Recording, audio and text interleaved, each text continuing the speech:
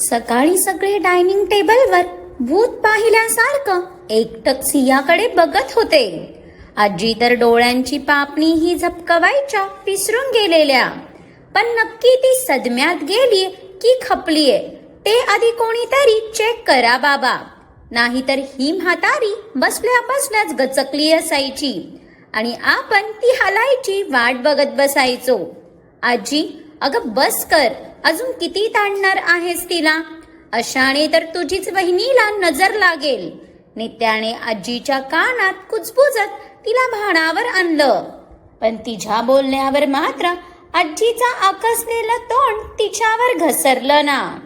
नित्या, carte, माझ्याच नात सुनेला कशी बरं मी नजर लावेन? उलट मला हा प्रश्न पडलाय काल हिची अवस्था बघून. एक क्षण मलाच भीती वाटायला लागलेली. रडून रडून दमला होता हा नाजूक जीव. पण आज माझी पोर चक्क हसतीये. खरंच देवाचीच कृपा म्हणायची. पोरीच्या हसण्याला कोणाचीच नजर लागू नये. आजीच्या या भाबड्या बोलण्यावर नित्याला हसूच आलं. कारण हा चमत्कार कसा झाला हे सियाच्या चेहऱ्यावरच्या ब्लशवरूनच तिला कळत होतं. आजी, ही देवाची नाही तर भाईच्या प्रेमाची कृपा आहे. नित्याने आजीला डोळा मारत ती तिच्या जागेवर व्यवस्थित बसली.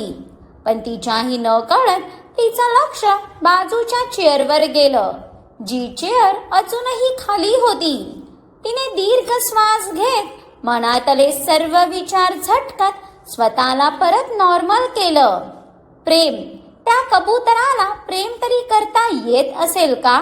बघेल तेव्हा थोबड्यावर 12चा टोला घेऊनच फिरत असतो. उलट हीच पोर जास्तीचा जीव लावत असेल त्याला. नाहीतर त्या उकडलेल्या बदकाला कसा हा हिरा भेटला काय माहीत. अग्नेयचं कौतुक केल्यावर आजी गप्प कशी बसेल ना.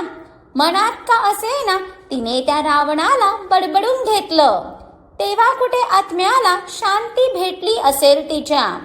वहिनी, आज तर ऑफिसमध्ये पूर्ण आग लावायचा विचार आहे वाटतं. सियाला साडीत बघून नित्याने तिची गोड चेष्टा केली. पण तिच्या चेष्टेवरही आपल्या सिया मॅडम अगदीच गंभीर झाल्या ना. आग? नित्या, मी काय ह्यांच्या ऑफिसला आग लावेन? ह्यांनी इतक्या मेहनतीने उभा केली ती कंपनी.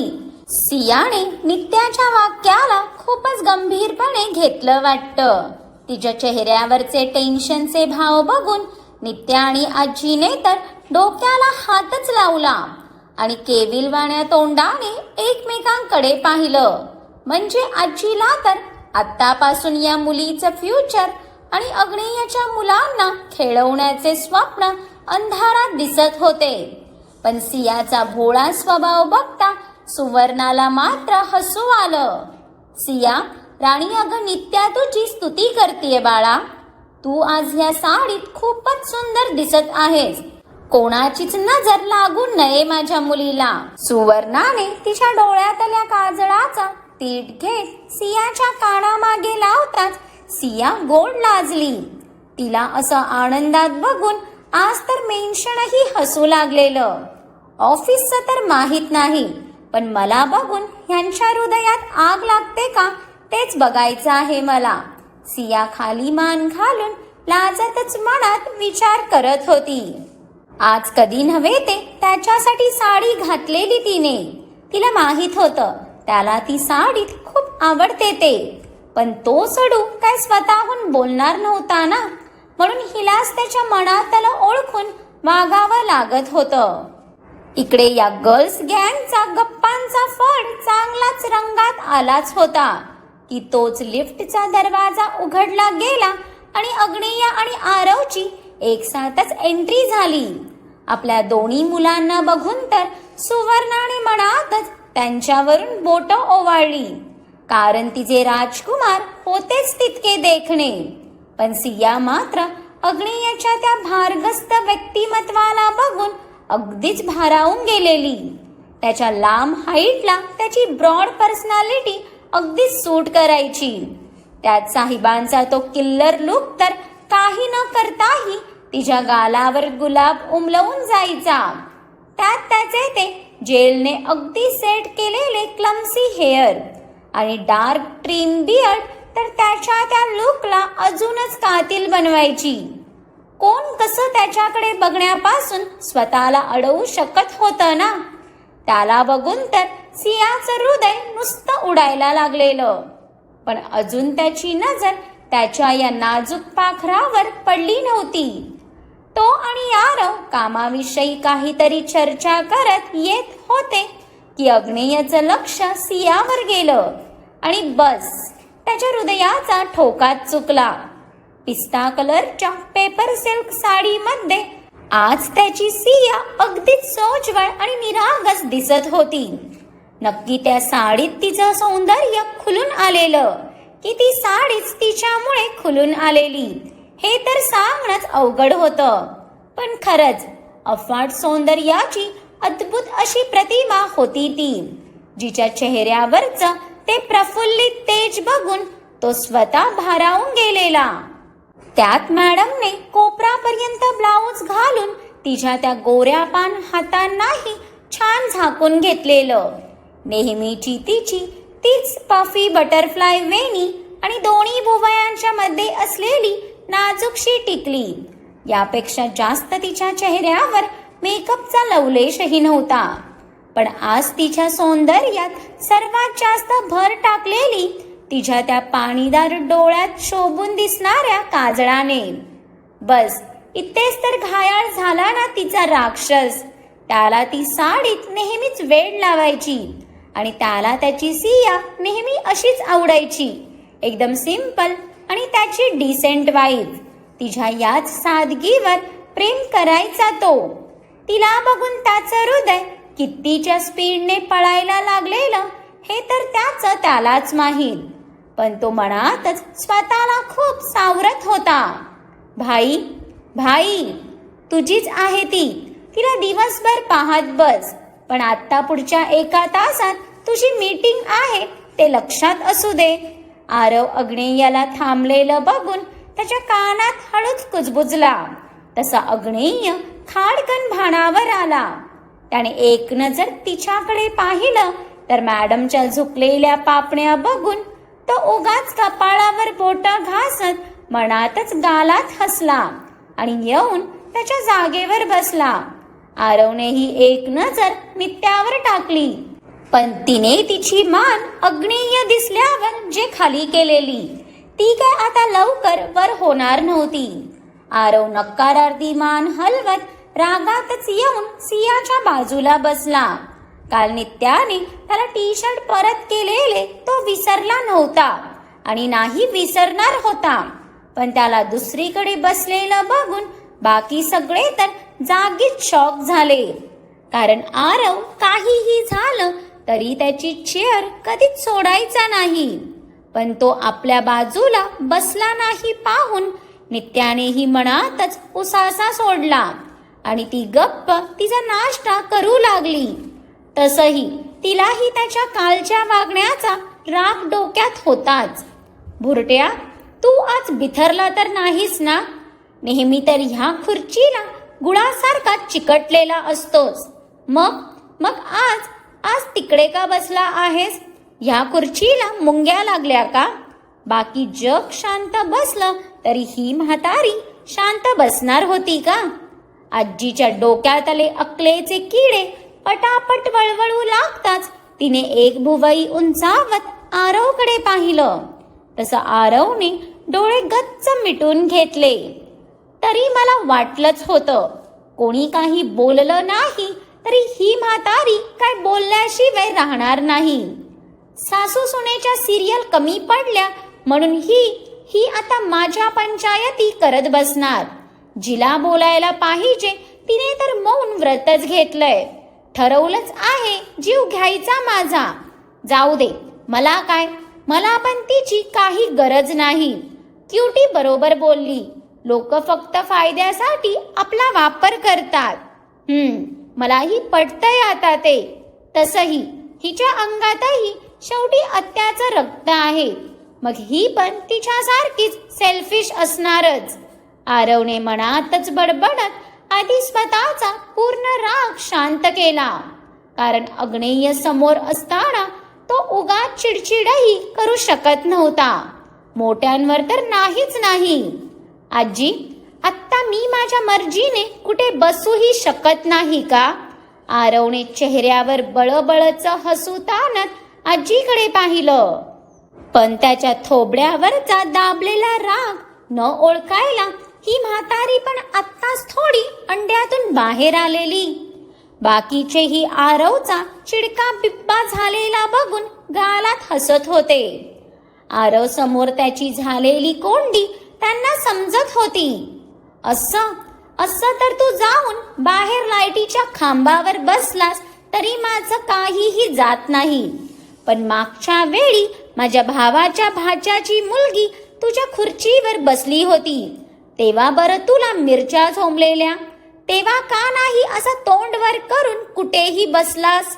आजीच्या या प्रश्नावर आरव अगदीच निशब्द झाला. सुवर्णाही त्याच्याकडेच बघत होती, पण अग्नेयचं पूर्ण लक्ष मात्र नित्यावर होतं, जी खाली मान घालून हळूहळू सियाशी बोलत शांततेत तिचा नाश्ता करत बसलेली. आजी, आता हवे तर तुझ्या त्या भावाच्या भाच्याच्या मुलीला बोलव. तिला सन्मानाने त्या खुर्चीवर बसवून राज्याभिषेकच करून टाकतो मी. आरवचा राग आतल्या आत खदखदत होता, कारण आजपर्यंत त्याने त्याची चेअर का कोणाला दिली नाही हाच प्रश्न पडला त्याला. तर राज्याभिषेक करून टाकतो म्हणे. तू विसरला असशील तर परत लक्षात करून देते. हे माझं घर आहे, इथे फक्त माझाच राज्याभिषेक होईल. आजीचं ऐकून आरवने तर डोक्याला हातच लावून घेतला, पण आता त्याने गप्प बसणंच पसंत केलं. ही म्हातारी काय शांत बसणार नाही हे माहीत होतं त्याला, म्हणून त्यानेच सर्वांवर दया दाखवत स्वतःचं तोंड बंद केलं. पण त्याची आतल्या आतही भरपूर चिडचिड होत होती. अग्नेयने हाताची घडी सोडत एक नजर फक्त आरवकडे पाहत अगदी शांततेत त्याचा कॉफी कप उचलला. नित्या, आणि पुढच्याच मिनिटाला त्याचा नॉर्मल आवाजही त्या डायनिंग एरियात असा काय घुमला की सगळीकडे अगदीच पिन ड्रॉप सायलेंट पसरला. नित्याची तर भीतीने तिच्या चमच्यावरची पकड घट्ट झाली, जे आरवच्या नजरेतून सुटली नाही, आणि तो लगेच अस्वस्थ झाला. मी तिच्या बाजूलाच बसायला हवे होतं का? यार, ही मुलगी माझ्याशी तर तावातावाने भांडत असते, मग भाईशी बोलायला इतकी का घाबरते? तो तर तिच्याशी किती शांततेत बोलतो. आरवला आता त्याची जागा सोडल्याचा मनोमन पश्चाताप झाला, पण आता तो मध्येच उठून तिच्याजवळ जाऊ शकणार नव्हता. त्याला तिचा कितीही राग आला तरी तिला त्याच्याही न कळत सर्वात जास्त पॅम्परही तोच करायचा. हा भाई.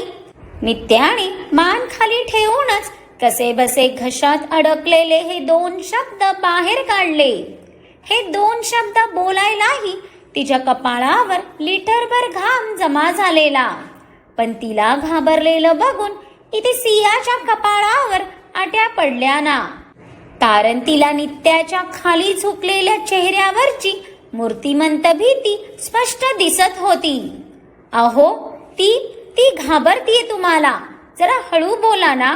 सियाने नित्याचा हात हातात घेत अग्नेयवर हलक्या रागाचा कटाक्ष टाकला.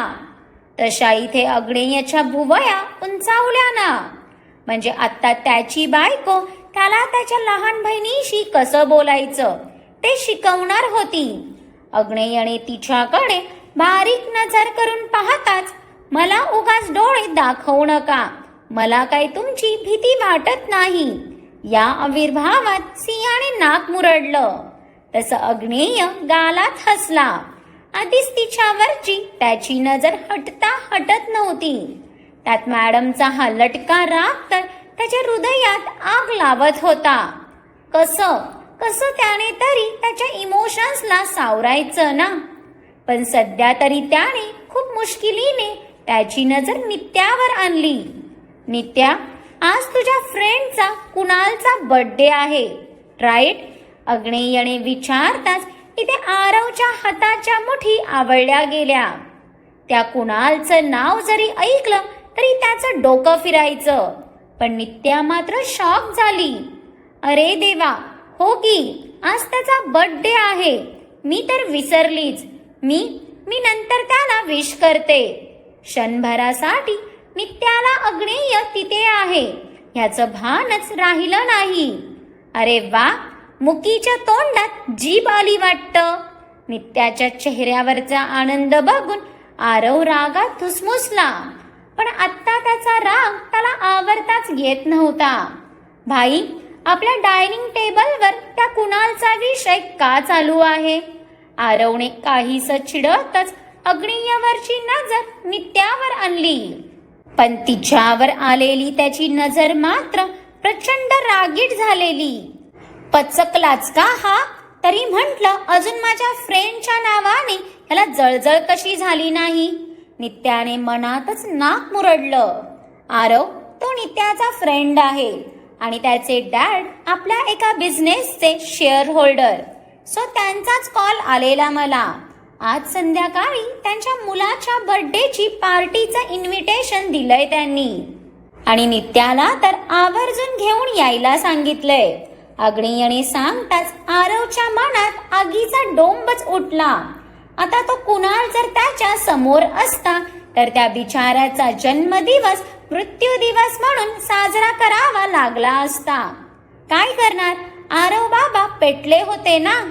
पण तरी बाहेरून त्याने चेहरा मात्र नॉर्मल ठेवलेला. शेवटी अग्नेयचा भाऊ होता तो. मग त्याच्या मनाचा तळ तरी कसा भेटणार होता ना.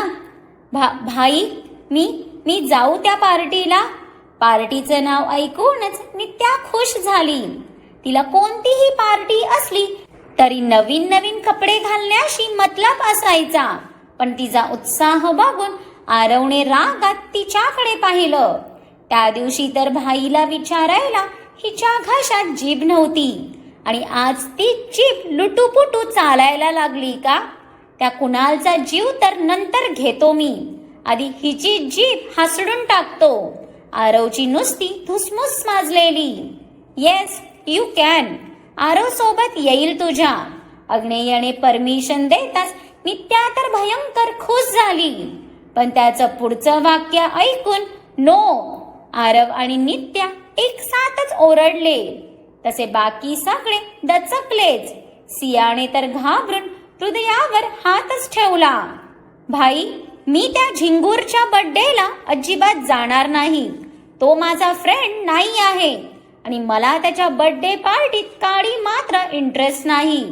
आरवने रागातच नित्यावर कटाक्ष टाकताच नित्यानेही तोंड आकसून त्याच्याकडे बघितलं. ओके फाईन, देन कुणालच तुला पिक करायला येईल नित्या. ओके. अग्नेयच्या बोलण्यावर नित्या तर निर्धास्त झाली आणि तिने आरवकडे बघून रागात चेहरा फिरवला. पण आता आरवला त्याच्या भाईचा राग आला ना. तो कुणाल नित्याला पीक करायला येतोय ही गोष्ट त्याला हजमच होत नव्हती. त्याने त्याची बारीक नजर अग्नेयवर आणली. पण त्याला जरी वाटत असलं की त्याच्या भाईचं त्याच्याकडे लक्ष नाही, पण तो विसरला का त्याचा भाई कोण आहे ते? द ग्रेट अग्नेय अग्निहोत्री होता तो, ज्याने रातोरात सुदेशला बिळातून बाहेर काढलं. त्याला तुझा राग दिसणार नाही का? भाई, यार हे सर्व जाऊ दे, पण मला एका गोष्टीचं खूप वाईट वाटतंय यार. तू रॉकी दादाला आपल्या लंडनच्या ब्रांचला शिफ्ट करतोय. बिचारा किती गयावया करत होता तो तुला, पण तुला त्याची किंचितही दया आली नाही. किती रे निष्ठुर तू. त्याच्या 6 वर्षाच्या प्रामाणिकपणाचं खूप छान बक्षीस दिलंस तू त्याला. जाऊ दे, आता तू डिसिजन घेतलास म्हटल्यावर कोण काय बोलणार ना. आरवने त्याचा नाश्ता करत करत असा काय हा विषय सहजरित्या सिंहासमोर आणला की अग्नेयने त्याच्या तीक्ष्ण नजरेने त्याच्याकडे पाहिलं. त्याची बिल्ली त्याच्यावरच गुरगुरायला लागलेली. आरवचं बोलणं ऐकून सगळे शॉक झाले, कारण रॉकी कोणी नॉर्मल एम्प्लॉई थोडी ना होता. तो तर अग्नेयचा राईट हँड होता आणि तो नेहमीच अग्नेयच्या सोबत सावलीसारखा उभा असायचा. त्याला अग्नेय स्वतःपासून लांब करतोय ही गोष्ट त्यांच्या सगळ्यांच्या समजण्या पलीकडे होती. काय? पण का हे चिकू दादाला लंडनला पाठवतायत? पण सियासाठी तर हा खूपच मोठा धक्का होता. आफ्टर ऑल तिचा चिकू दादा होता ना तो.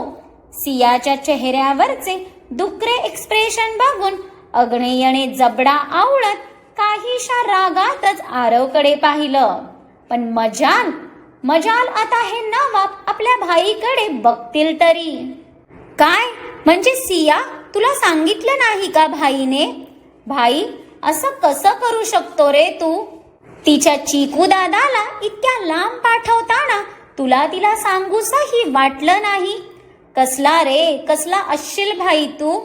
आरवच्या या प्रश्नावर सियाने एवलूसं तोंड करून एक नजर अग्नेयकडे पाहिलं, पण तो आता काही बोलेल त्याच्या आधीच आरवने त्याला मधातच टोकलं. अगं थांब, मीच सांगतो तुला. ते काल तुला रॉकी दादाने आज जायची परमिशन दिली ना, आणि त्यामुळे मग तुला सर्व खरं कळालं, म्हणून त्याचीच पनिशमेंट मिळाली त्याला. बिचारा रॉकी दादा. पण आता काय करणार ना? भाई कोणाचेच हिशोब बाकी ठेवत नाही. त्याचे सगळे व्यवहार अगदी चोख असतात, एकदम अप टू डेट. हो की नाही भाई? आरवने अग्नेयकडून बघून डोळा मारताच अग्नेयने भुवया उंचावल्या. आपल्या भावाच्या अंगात आले वळवळत असलेले किडे त्याला दिसत होते, पण सध्या तो फक्त शांत बसलेला. पण इकडे आरवचं ऐकून सियाचे मात्र डोळे टचकन भरले आणि तिने अविश्वासाने अग्नेयकडे पाहिलं. तसं त्याने मनातच आरवल्या शिव्या घालत डोक्याला हात मारून घेतला. देवा, या भोळ्या सियाचं काय रे करायचं? डोंट. तिच्या डोळ्यात जमा झालेला तो अथांग सागर बघूनच इथे अग्नेयचा किंचित रागीट स्वर बाहेर पडला. अहो डोंट काय डोंट, तुम्ही कसंही वागायचं आणि मी रडायचंही नाही का? इतक्या वर्षांनी एकुलता एक भाऊ भेटलेला मला, त्यालाही तुम्ही माझ्यापासून लांब पाठवत आहात. कसले असाल हो तुम्ही? तुम्ही ना माझ्या चिकू दादावर जळता, तो तुमच्यापेक्षा चांगला आहे म्हणून. सियाने शेवटचं वाक्य बोलायला इथे आरवच्या तोंडातून पाण्याचा फव्वारा बाहेर पडला आणि त्याने खोकतच सियाकडे पाहिलं. म्हणजे ही बहीण वेडी डायमंडची तुलना कोळस्याबरोबर करत होती. हे जरा जास्तच नाही का झालं? तिच्या बोलण्यावर तर अग्नेयचं तोंडही बघण्यासारखं झालं. म्हणजे त्याच्या जानाने त्याच्या इज्जतीचा पार पंचनामाच केला होता. अहो प्लीज ना, तुम्ही चिकू दादावर रागवू नका. त्याची काही चूक नाही. मीच त्याच्याकडे हट्ट केला होता, आणि बहिणीचा प्रत्येक हट्ट तर तिचा भाऊ पुरवतोच ना. सिया अगदी काकुळतीने येऊन अग्नेय समोर उभी झाली, पण इथे अग्नेयची नजर मात्र आत्ता तिच्या डोळ्यातल्या अश्रूंवर अडकलेली. त्याने दीर्घ श्वास घेत तो उठून ब्लेझरचं बटन लावतच होता की सिया बेबी. मागून आलेल्या आवाजाने सगळ्यांचं लक्ष जसं मागे गेलं. सगळ्यांची तोंड सताड उघडी झाली आणि त्यांनी रागातच आरवकडे पाहिलं. पण आत्ता तो काय बोलणार होता ना? तो बिचारा तर स्वतःच सदम्यात गेलेला. चिकू दादा, तुला तर ह्यांनी लंडनला पाठवलं होतं ना? तू इतक्या लवकर जाऊनही आला? सिया डोळ्यातलं पाणी पुसत त्याच्या जवळ आली, पण तिचा तो निरागस प्रश्न ऐकून मात्र सगळ्यांनाच हसू आलं. शेजारच्या घरात लंडन असल्यासारखंच बोलत होती ती. सिया, बॉस माझ्यावर एक वेळ चिडतील, पण मला कधी लांब नाही करणार. रॉकीचं बोलणं ऐकून सियाच्या ओठांवर भली मोठी स्माईल आली. अहो थँक्यू. आणि ती पळतच अग्नेय जवळ आली, पण आताही त्याच्या चेहऱ्यावरचे एक्सप्रेशन अगदीच थंड होते. Aarav, within 20 minutes I want you in my cabin. आणि तुझ्या अश्रूंचा हिशोब तर मी रात्री करतो. अग्नेयने आरववर रागातच कटाक्ष टाकून तो सियाच्या कानात हळूच बोलून तडक बाहेर पडला. पण इथे मात्र या दोघांनीही भीतीने आवंडा गिळला. मेलो, आत्ता तर मी ठार मेलो. आरव, तू असा कसा विसरला तुझा भाई काय चीज आहे ते? तू कितीही प्रयत्न केलास तरी तो नेहमीच तुझ्या 10 पावलं पुढे असणार. आरवला तर आता कामावर जायची धडकीच भरलेली. पण मार खायला का असेना, जावं तर लागणारच होतं. मग काय वाटतं तुम्हाला, अग्नेय आणि सुदेशला कसं बिळातून बाहेर काढलं असेल? आणि आरव, अग्नेय आणि सियाची ही गोडवाली जुगलबंदी कशी वाटली तेही मला कमेंट करून नक्कीच सांगा. आणि भेटूया आता पुढच्या थरारक आणि मोस्ट रोमॅन्टिक गुलाबी भागात. त्यासाठी पुढचा भाग आवर्जून पहा. आणि जर आजचा भाग आवडला असेल तर भरभरून कमेंट्स करून कळवा आणि जास्तीत जास्त लाईक देऊन खूप साऱ्या लोकांना शेअरही करा. आणि ज्यांनी कोणी अजून माझ्या चॅनेलला सबस्क्राईब केलं नाही त्यांनी आठवणीने सबस्क्राईब करा.